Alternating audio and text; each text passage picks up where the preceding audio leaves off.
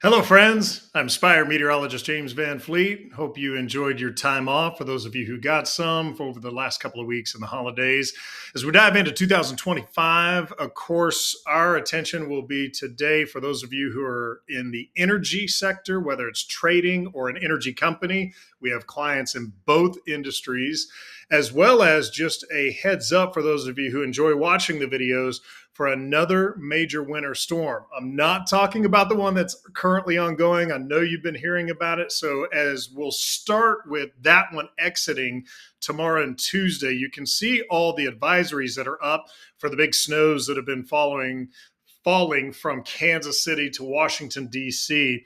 And as it continues to move off the coast again over the next 24 hours, the cold weather that comes behind it is producing a lot of freeze warnings in areas that you don't typically see them other than just a couple of times a year. And this will be in Southeast Texas as well as South Georgia and North Florida for the cold that's coming from late Tuesday, Wednesday, and Thursday, especially. But this is the beginning of the next weather event. It's kind of a 1-2 punch for a lot of the US. The first one that brought all the precipitation was in the Midwest and the Mid-Atlantic. The next one actually develops way over here in northern Mexico and the Rio Grande Valley. So the snow and the rain will be impacting a different area, but the cold will be a long duration cold event for most regions. So let's kick over to our Spire high resolution model. This is a model that is going hour by hour out to 6 days in a 3-kilometer resolution. And again, last little bit of our storm here is making its way off of the East Coast in the days ahead. So in the next 24 hours, you can see that pulls off of the U.S. East Coast, and then it's the cold air that comes in behind. So precipitation is done soon. Cold weather, though, this is going to be a stretch for the rest of this week. And then I want to fly way down south here and show you right in this area. Watch for Wednesday and Thursday, and you'll see this slow moving, low pressure system. It gets energy from the Gulf of Mexico. It gets energy from the Pacific coming across northern Mexico.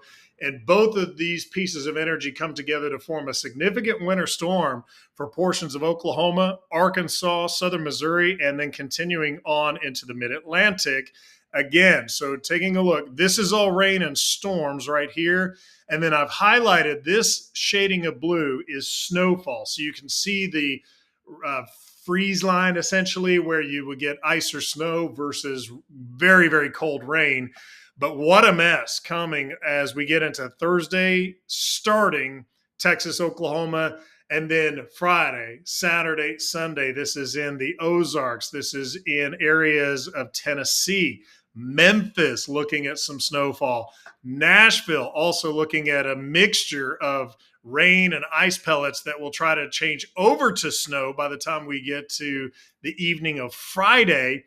It includes St. Louis, Indianapolis, Chicago, and then off into Saturday. You can see while we've got big rain and thunderstorms that could produce severe weather, we would be watching the Gulf Coast for, again, the threat of possible tornadoes or severe storms that could produce some flash flooding, while at the same time, this second system is going to be bringing high winds and some pretty heavy snow amounts. In fact, I want to show you some of the high winds that come with this as we get into later this week. We'll start with the tail end right there of the front that's currently ongoing in the mid-Atlantic.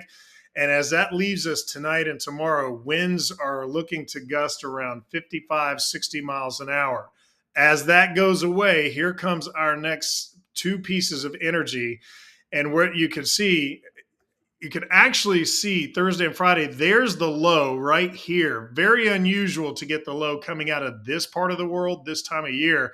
But I would be paying close attention if I were doing shipping out of Galveston and Houston ports, due to the fact that this low crosses the region late Thursday and early Friday with also winds of around 55 to 60 miles per hour. So that would likely be producing seas of around 7 to 10 feet in and around the Houston area and Galveston as well. That will leave us by midday on Friday, and then moves off to the coast of southern Louisiana, including New Orleans, where we are looking at the storms that come with this. 40-mile-per-hour winds are possible. And then the last thing I want to show you on this is the amount of total precip. Now, again, a lot of this area from here southward, this is rainfall, about an inch in portions of central Texas, eastern Texas, northern Louisiana.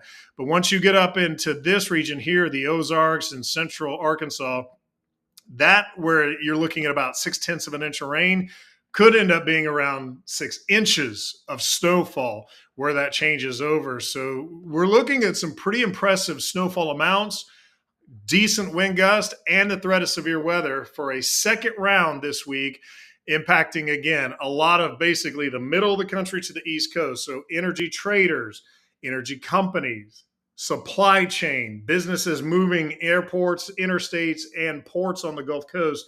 This system is a big heads up for you coming in a couple of days. You've got 2-3 days to plan and make adjustments before this is on you, but it is one of the bigger stories over the next couple of days around the world. There are other places we're going to be talking about, from Japan to South America, lots to still cover this week, and we'll do so in our next edition. Until then, have a wonderful day, my friends, and I'll see you Tuesday with another edition from Spire Weather and Climate.